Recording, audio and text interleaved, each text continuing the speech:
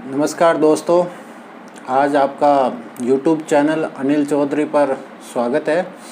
यहाँ हम ITI से रिलेटेड टेक्निकल क्लासेस चलाने के लिए YouTube चैनल शुरू कर रहे हैं।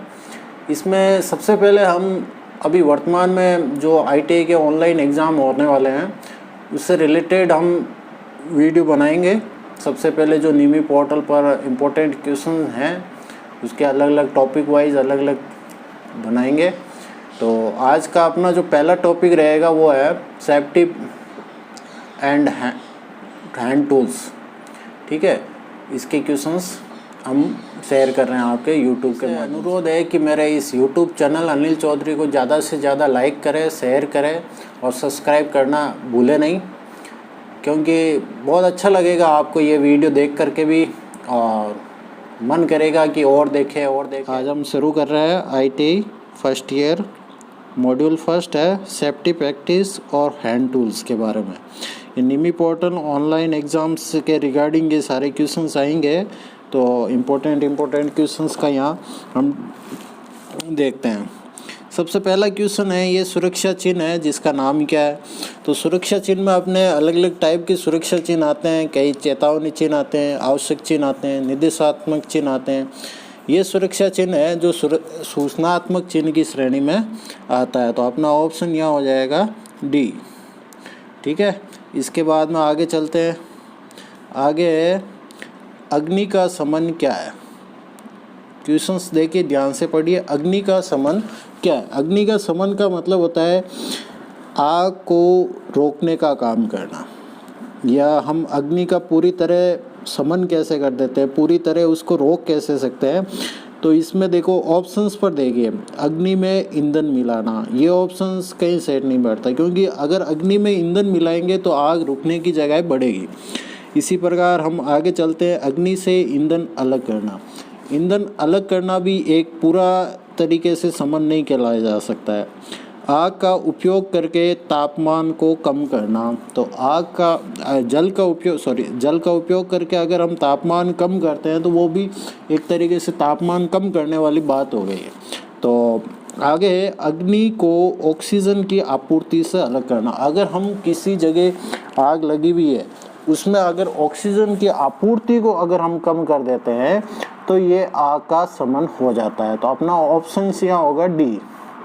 ठीक है, उसके बाद में आगे चलते हैं। निम्न में भौतिक हानि क्या है। बेसिक सा क्वेश्चन है कि भौतिक हानि क्या है।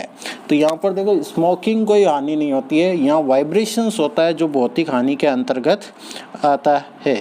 तो वाइब्रेशंस पर क्लिक करेंगे। अपना ऑप्शंस यहाँ उत्तर सही होगा बी, कंपन। वाइब्रेशंस को बोलते हैं कंपन। ये एक प्रकार की भौतिक हानि आती है।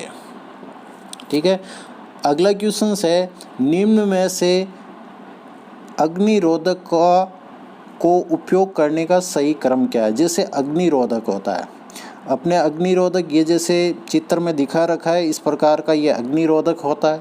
अब इस अग्निरोधक को उपयोग में लेने का सही क्रम क्या हो सकता है कि हम इसमें क्या क्या अपने स्टेप बाय स्टेप क्या क्या पॉइंट है वो फॉलो करते हैं। तो सबसे पहले जैसे ये पॉइंट है जिसमें अपने को ये बताया जाता है कि सबसे पहले हम खींचते हैं। जैसे ये पाइप है, इस पाइप को हम खींचेंगे, फिर इससे निशाना लगाया जाता है कि किस जगह पर हमें इस अग्निरोधक का उपयोग करना है, तो निशाना लगाएंगे। फिर यहाँ पर ये जो लीवर होता है इस पॉइंट पर, ये जो लीवर पॉइंट है इस लीवर पॉइंट को हम दबाएंगे, फिर इसको घुमाएंगे। फिर जो है कि इसके बाद में जो है इस पॉइंट का काम आता है कि हम इसको किस दिशा में इसका उपयोग करते हैं, तो इसको घुमा के यूज़ करेंगे। तो अपना सबसे पहला पॉइंट यही है कि खींचेंगे, फिर निशाना लगाएंगे, फिर दबाएंगे, फिर घुमाएंगे। तो ऑप्शंस जो है वो ए राइट है। ठीक है, उसके बाद में आगे चलते हैं। आगे 5 नंबर क्वेश्चंस की बात करते हैं। तो 5 नंबर क्वेश्चंस आ जाता है, ये बहुत इंपॉर्टेंट क्वेश्चंस है। अपने वर्कशॉप में जो 5S की परिकल्पना होती है, संकल्पना होती है, उसमें 5S के चरण में स्टैंडर्डाइजेशन जो पॉइंट होता है ये कौन सा चरण के अंतर्गत आता है। तो स्टैंडर्डाइजेशंस अपने को ये बहुत इंपॉर्टेंट क्वेश्चंस है। जो 5S की जो परिकल्पना वाला क्वेश्चंस है, ये बहुत इंपॉर्टेंट क्वेश्चंस है, इस पर फोकस करना है, क्योंकि 5S जो परिकल्पना होती है इस पर काफ़ी क्वेश्चंस पूछे जाते हैं, तो हम 5S की परिकल्पना पर आते हैं। तो हमारे पास ये 5S की परिकल्पना है, जैसे यहाँ दिखा रखा है। फर्स्ट स्टेप होता है सॉर्ट मतलब होता है कि वर्कशॉप में हम जो भी वेस्ट वगैरह होता है उसको हम एक साइड में करना होता है। फिर सेट इन ऑर्डर होता है कि उनको एक प्लेस में, एक ऑर्डर में व्यवस्थित करना होता है। थर्ड नंबर आता है साइन करना। फोर्थ नंबर आता है स्टैंडर्डाइजेशंस करना, और फिफ्थ नंबर है सस्टेंड करना। तो अपना जो टॉपिक था वो ये था कि स्टैंडर्डाइजेशंस है ये कौन से स्टेप पर आता है।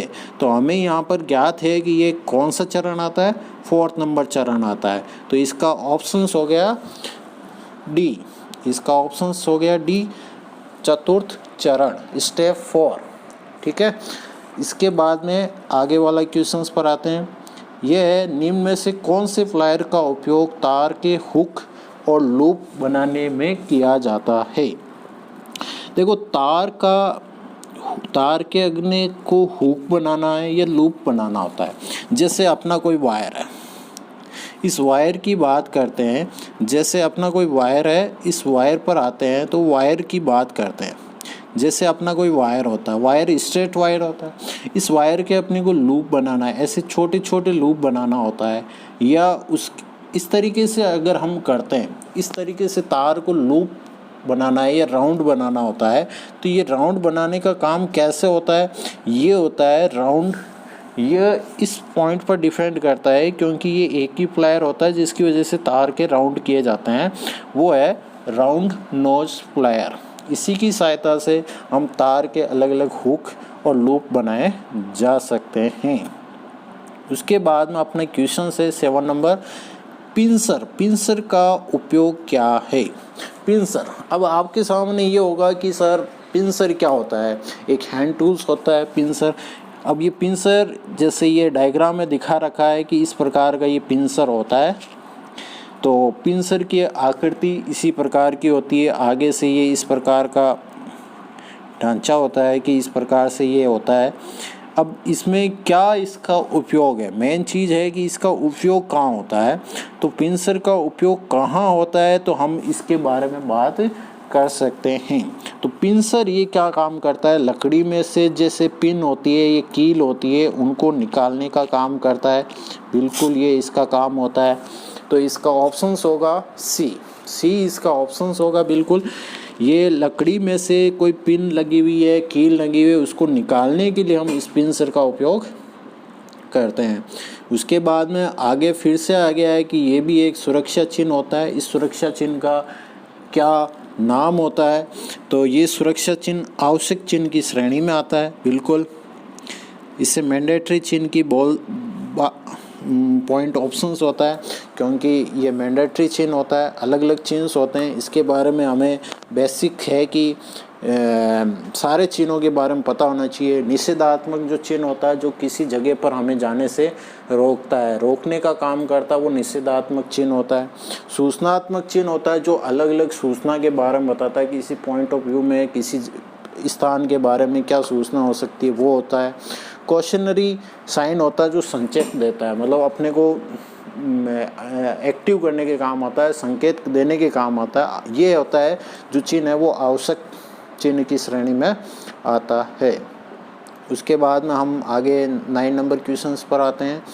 मूल श्रेणी है, उसमें संचेतक चिन्ह के पश्चिम भाग का रंग जो है वो कैसा होता है। ये भी काफ़ी बार क्वेश्चंस पूछा जाता है। इस प्रकार के क्वेश्चंस पर हमें काफ़ी पकड़ होनी चाहिए और ये पूछा भी जाता है। तो ये जो मूल भाग के जो संचेतक चिन्ह होते हैं, उसके पश्चिम भाग का जो रंग है वो कैसा होता है, वो ज़्यादातर होता है येलो कलर का रंग होता है, पीला। ठीक है, उसके बाद में हम आगे चलते हैं। फिर 10 नंबर क्वेश्चंस आ गया। ये विद्युतीय उपकरण में जो लगी आग है उसके लिए कौन सा अग्निशमन शामक प्रयोग किया जाता है। तो 10 नंबर ये क्वेश्चन है, इसमें अलग अलग टाइप के होते हैं। आग लगती है उनके अलग अलग टाइप होते हैं, type A, type B, type C, type D, अलग अलग प्रकार के होते हैं। ठोस पदार्थों में जो आग लगती है उसके लिए हम टाइप ए का प्रयोग करते हैं, और द्रव्य पदार्थ हो जाती है उसके लिए टाइप बी का प्रयोग करते हैं। उसी प्रकार से अलग अलग प्रकार है। तो यहाँ पर जो होती है विद्युत से लगी हुई आग होती है, उसके लिए हम हेलोन प्रकार का अग्निशामक जो होता है वो यंत्र का उपयोग करते हैं।